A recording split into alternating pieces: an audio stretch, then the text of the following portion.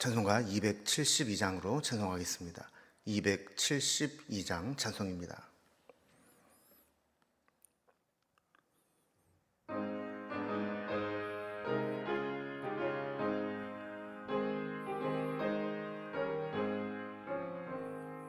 고통의 멍에 벗으려고 예수께로 나갑니다. 자유와 기쁨 베푸시는 주께로 갑니다. 병든 내 몸이 튼튼하고 빈궁한 삶이 부해지며 죄악을 벗어버리려고 주께로 갑니다. 낭패와 실망 당한 뒤에 예수께로 나갑니다. 십자가 은혜 받으려고 주께로 갑니다. 슬프던 마음 위로받고 이 생의 풍파 잔잔하며 영광의 찬송 부르려고 주께로 갑니다. 교만한 마음을 내버리고 예수께로 나갑니다. 복되신 말씀 따르려고 주께로 갑니다. 실망한 이 몸 힘을 얻고 예수의 크신 사랑 받아 하늘의 기쁨 맛보려고 주께로 갑니다. 죽음의 길을 벗어나서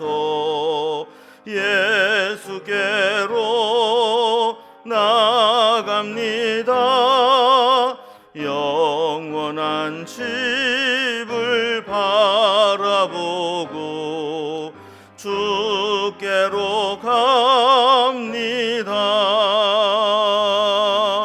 멸망의 보구에 나와 평화의 나라 다다라서 영광의 주를 배우려고 주께로 갑니다.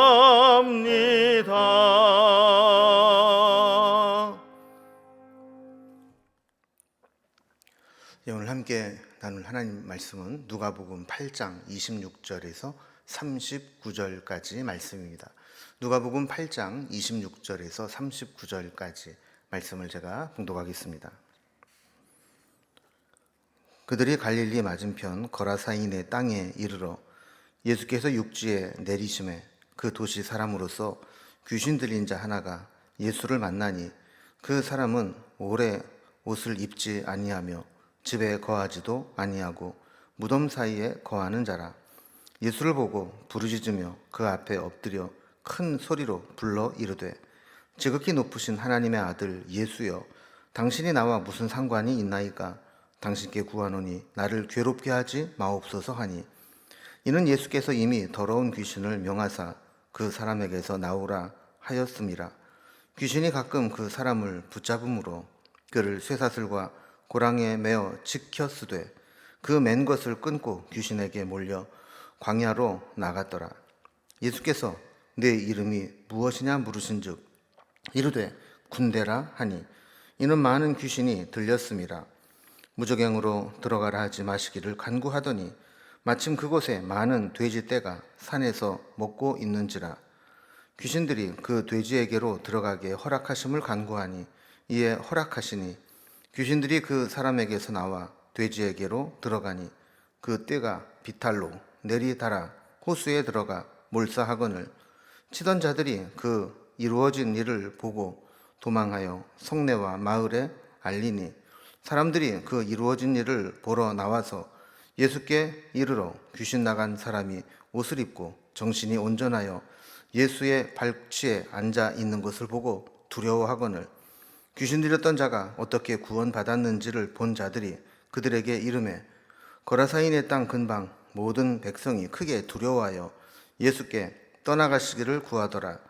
예수께서 배에 올라 돌아가실새 귀신 나간 사람이 함께 있기를 구하였으나 예수께서 그를 보내시며 이르시되 집으로 돌아가 하나님이 네게 어떻게 큰 일을 행하셨는지를 말하라 하시니 그가 가서 예수께서 자기에게 어떻게 큰 일을 행하셨는지를 온 성내에 전파하니라. 아멘.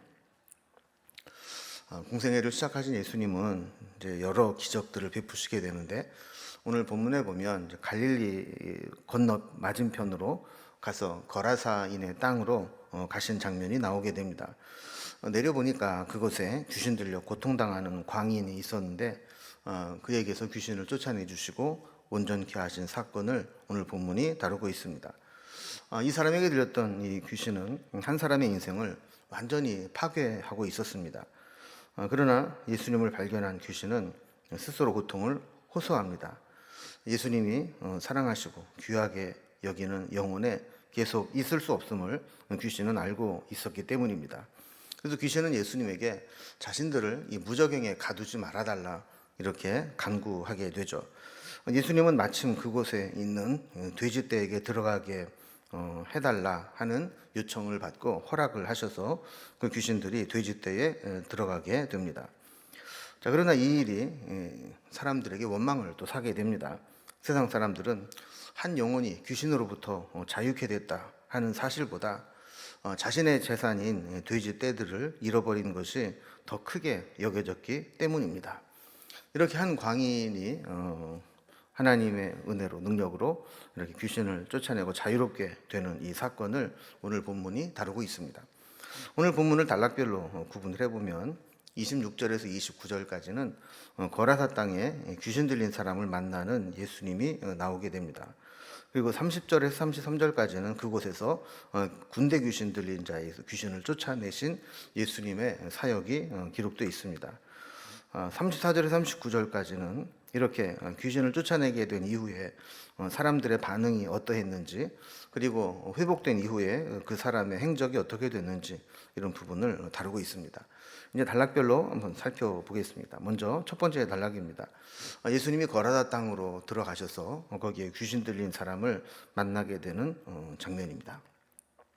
예수님의 사역이 이제 지역적으로도 보면 이제 확장되기 시작합니다.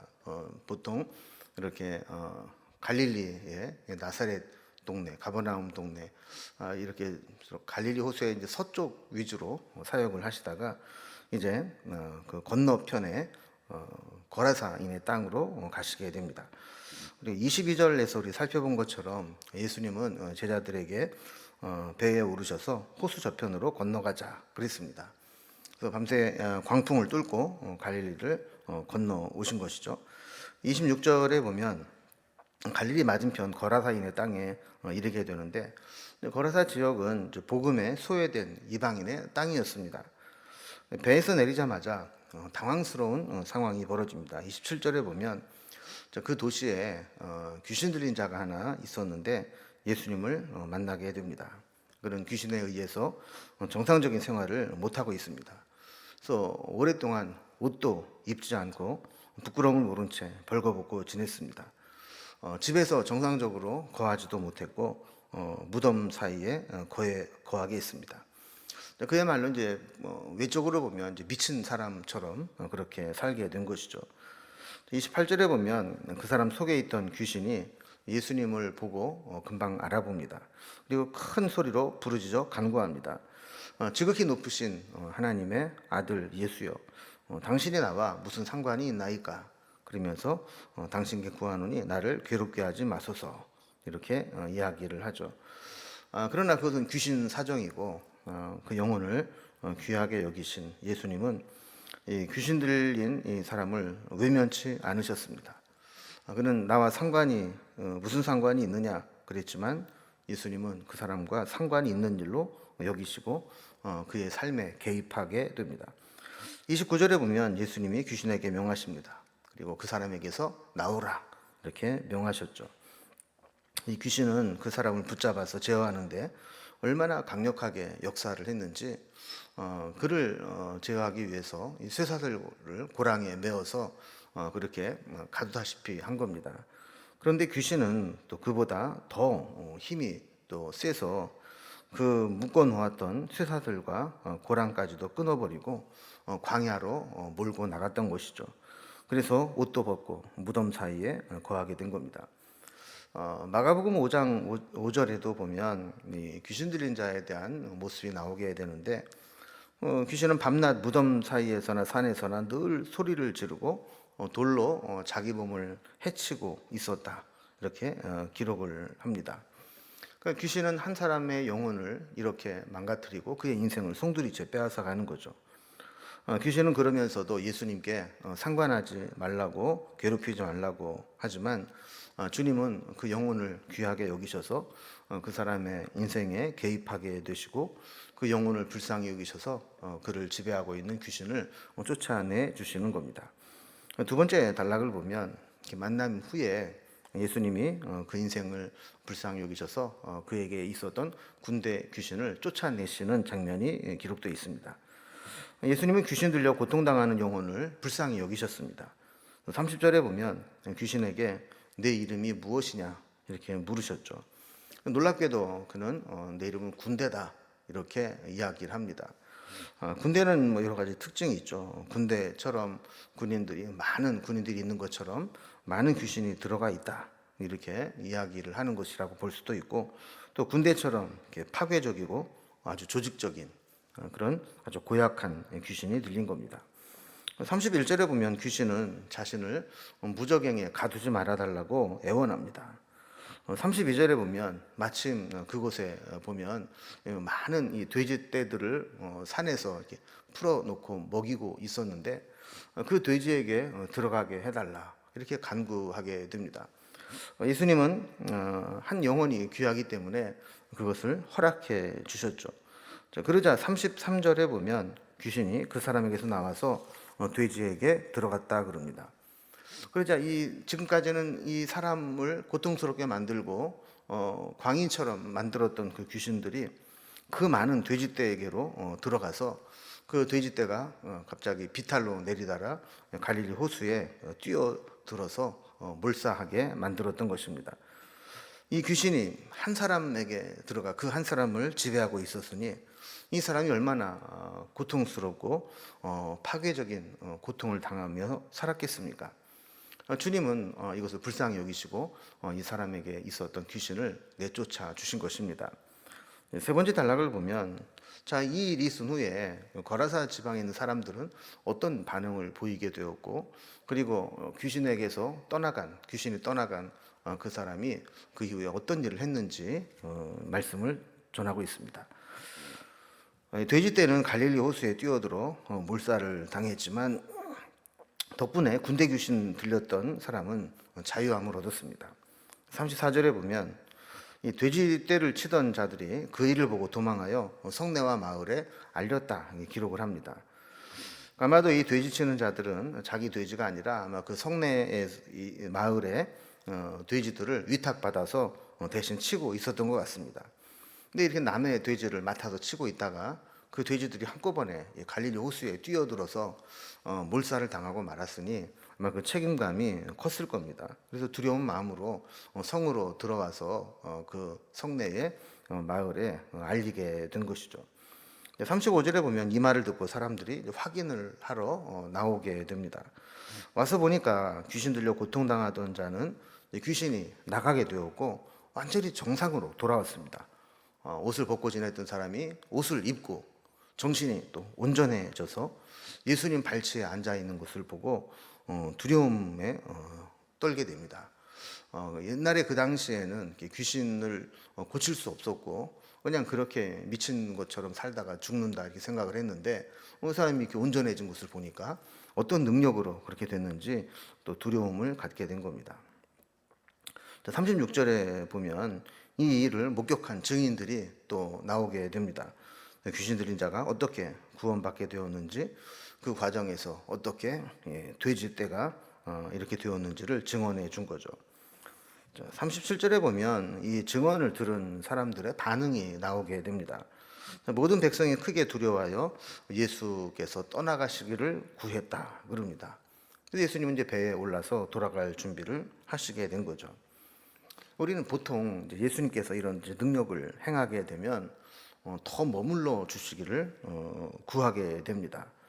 그래서 더 많은 사람들이 문제를 가지고 와서 예수님에게 내어놓고 예수님의 은혜로 능력으로 문제를 해결받고 싶었던 것이죠.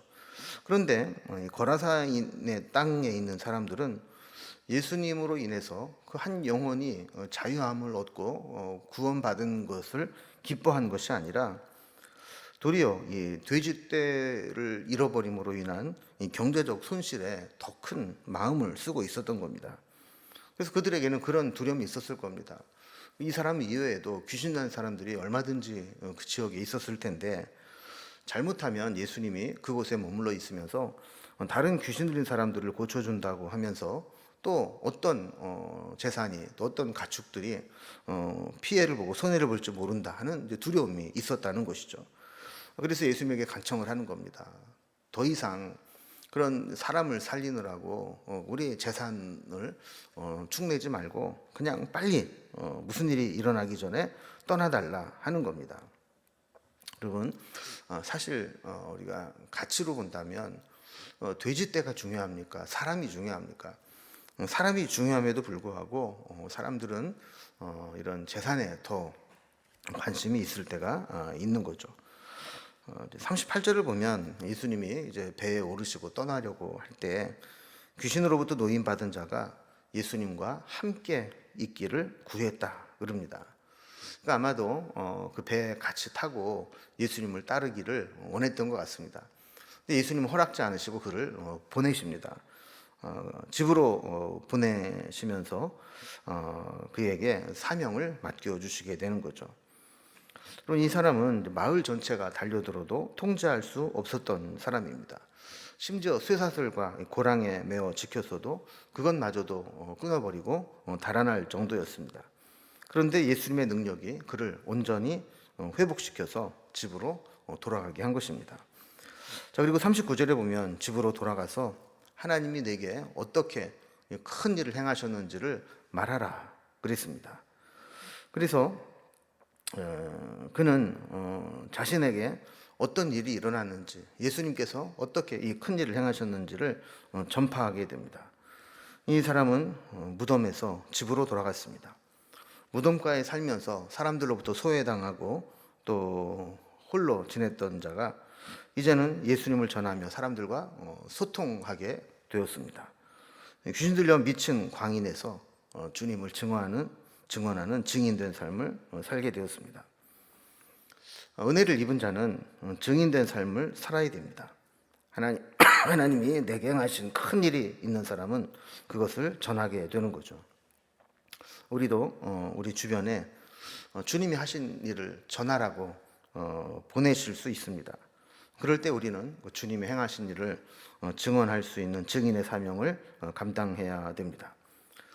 예수님이 제자들과 함께 밤새 풍랑을 건너 이방인의 땅 거라사까지 와서 한 영혼을 구원하셨습니다.